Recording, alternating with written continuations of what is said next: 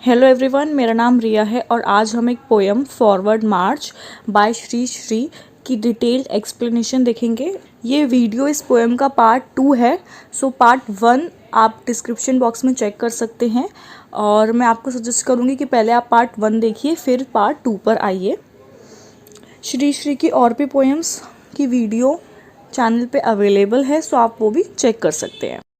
फिर इसके 5th stanza में पोइट कहते हैं कि जो मार्चर्स हैं यानी कि जो रेवोल्यूशनरीज़ हैं ये आगे बढ़ते जा रहे हैं और जैसे कि लॉर्ड शिव जो हैं वो तांडव करते हैं, नृत्य करते हैं, तो उनसे क्या होता है, सारी चीज़ें उथल पुथल हो जाती है, डिस्ट्रक्शन आ जाता है, लेकिन वो एक अच्छे चीज़ के लिए ही होता है। वैसे ही जो ये रेवोल्यूशनरीज़ हैं ये भी ऐसा करेंगे और ये भी एक अच्छे कारण की वजह से ही होगा। और फिर एक टाइम ऐसा आएगा कि त्रेता युग आ जाएगा। त्रेता युग यानी कि जहाँ पे जो राम राज्य से जुड़ा हुआ है, जहाँ पे कोई भी किसी के साथ कुछ गलत नहीं करेगा और हर कोई अच्छे से भाईचारे के साथ रहेगा। सो अब इस 6th पैराग्राफ में पोएट जो हैं वो कहते हैं कि जो यंग रेवोल्यूशनरीज़ हैं वो इम्पेशेंट हो चुके हैं। मतलब कि अब वो जितने भी पहाड़ आते हैं उनके रास्ते में उन्हें हिला देंगे, जितने भी रिवर्स है, जितने भी ओशंस है, उन्हें बहुत ही करेज के साथ क्रॉस कर लेंगे। यहाँ पे जो वर्ड है लीप लीप लीपिंग, ये बेसिकली उन रेवोल्यूशनरीज़ का नॉट स्टॉपिंग यानी कि वो जो रुकने वाला नहीं है ऐसे स्ट्रगल को बताता है। ये स्ट्रगल जो है, इस स्ट्रगल से उनके खून में आग लग चुकी है। आग इन द सेंस कि अब उनके खून ऐसा हो गया है कि मतलब भाई बिल्कुल होता है ना कि अब तो हम कर ही देंगे ये काम, वैसा वाला हो चुका है। And they get strength. उन्हें स्ट्रेंथ कहाँ से मिलती है? यहाँ पे लिखा है ना, मिलियन मेरू माउंटेन रॉर। सो इसका मतलब है कि उनको स्ट्रेंथ मिलती है from the mythical golden mountain. Mythical मतलब जो रियल नहीं होता। सो एक ऐसा माउंटेन जो गोल्डन है और वो कहाँ पर है? वो हिमालय में है। ये जो वर्ड है Meru, so it means that it is in the Himalaya which is consider as the axis of the universe. जिसे जो यूनिवर्स का एक्सेस है वो माना जाता है उस माउंटेन को, और वहाँ पे ये माना जाता है कि वहाँ पे भगवान जो हैं वो रहते हैं। It is the resident of God. So ये जो मेरू वर्ड है, सिंस ये वर्ड रिप्रेजेंट करता है एक स्पिरिचुअल सेंटर फॉर मैनकाइंड, यानी कि एक ऐसी जगह है ना जहाँ पे भगवान रहते हैं एंड ये एक्सेस है यूनिवर्स का। सो ये रिप्रेजेंट करता है स्पिरिचुअल सेंटर फॉर मैनकाइंड। सो ये हेल्प करेगा उन रेवोल्यूशनरीज़ को एक नई दुनिया बसाने में। फिर यहाँ पे लिखा है ना, world world whirling Doom loom blooming. So basically ये बताते हैं इमेजेस उस सड़े गले दुनिया के बारे में। देन फिर पोइट कहते हैं कि लाइक नाइजीरिया, लाइक नियांजा। सो यहाँ पे नाइजीरिया एक वाटरफॉल है, जैसे कि आपको पिक्चर में दिखाई दे रहा होगा, है ना। ये वाटरफॉल है वेस्ट में, और ये जो नियांजा है ये एक लेक है, एक बहुत ही ज़्यादा फ्रेश वाटर लेक, और ये लेक पड़ती है ईस्ट में। सो बेसिकली पोइट ये कहना चाहते हैं कि वेस्ट से लेके ईस्ट तक जो रेवोल्यूशनरीज़ हैं वो अब इस दुनिया को बदलने वाले हैं। They are going to reshape the new world.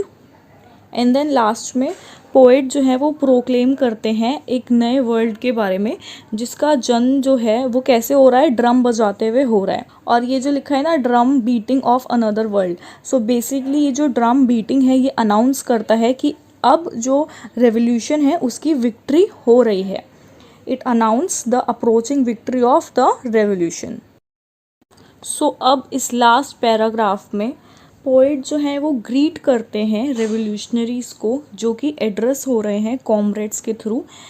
यानी कि कॉमरेड्स वो लोग होते हैं जो रेवोल्यूशन करते हैं, उन्हें इंस्पायर करते हैं। जैसे कि मान लीजिए यहाँ पे एक बंदा है, वो रेवोल्यूशनरी है, ठीक है। सो यहाँ पे जो लोग खड़े हैं वो उसको एनकरेज कर रहे हैं, उसको चीयर कर रहे हैं। सो ये जो लोग हैं इन्हें कहेंगे हम कॉमरेड्स। कॉमरेड्स, डियर कॉमरेड्स एक मूवी भी है बहुत अच्छी, सो आपने देखी भी होगी। सो कॉमरेड को पोइट जो है वो ग्रीट करते हैं रेवोल्यूशनरीज़ को as they are comrades. Then वो डिनाउंस करते हैं, बेसिकली वो ये कहते हैं कि वो रेवोल्यूशनरीज़ को कहते हैं कि वो क्रिटिसाइज़ करे उस रॉटन वर्ल्ड को, उस बेकार सड़ी गली दुनिया को जहाँ पे डस्ट है, डर्ट है ऑफ एजेस, और वो अनाउंस करते हैं जितने भी मैसेंजर्स हैं उन्हें कि वो एक नई दुनिया की शुरुआत करे और उस दुनिया में होप हो और ग्लोरी हो। देन उसके बाद पोएट कहते हैं कि ये जो पास्ट है हमारा, ये भी हेल्प करेगा in giving a final shape of the new world, यानी कि एक फाइनल शेप देने के लिए इस नई दुनिया में। देन पोएट अर्ज करते हैं, यानी कि ये डिज़ायर करते हैं, इच्छा करते हैं, जैसे यहाँ पे लिखा है ना, कम लाइक serpents, कम लाइक ग्रे हॉर्न्स। सो यहाँ पे बेसिकली पोएट इच्छा करते हैं, इच्छा जताते हैं यूथ के लिए। वो कहते हैं कि हमें सरपेंट्स की तरह आने चाहिए, यूथ को सरपेंट्स की तरह आना चाहिए और ग्रे हॉर्न की तरह आना चाहिए, सो दैट वो एक दुनिया को नई शेप दे पाए। सरपेंट मतलब एक टाइप का स्नेक होता है, बेसिकली स्नेक को हम सरपेंट कहते हैं। और ग्रे हाउंड एक ब्रीड होती है डॉग की, एक ब्रीड को कहते हैं, लाइक, ठीक है।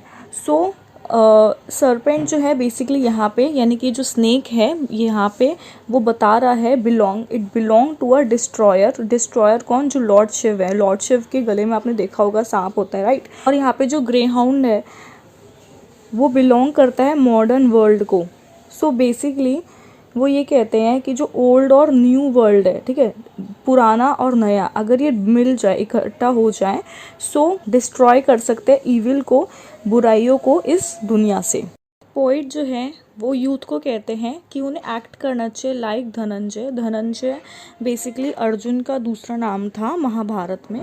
वो कहते हैं कि जैसे अर्जुन ने, धनंजय ने वेलकम किया था नई सुबह को बाय साउंडिंग द हॉर्न और ब्लोइंग द कॉन्च। यहाँ पे लिखा है ना, एंड साउंड द हॉर्न, तो जो शंख बजा के उन्होंने जो नई सुबह को वेलकम किया था, वैसे ही हमें भी, यानी कि जो यूथ है उसको भी वैसे ही करना चाहिए। ये जो एफर्ट्स है नए यंग रेवोल्यूशनरीज के, ये डेफिनेटली न्यू ट्रू वर्ल्ड लेकर आएंगे, यानी कि ऐसी दुनिया जो एक्चुअल में जो बुराइयों से, जिसमें कोई बुराई वगैरह ना हो।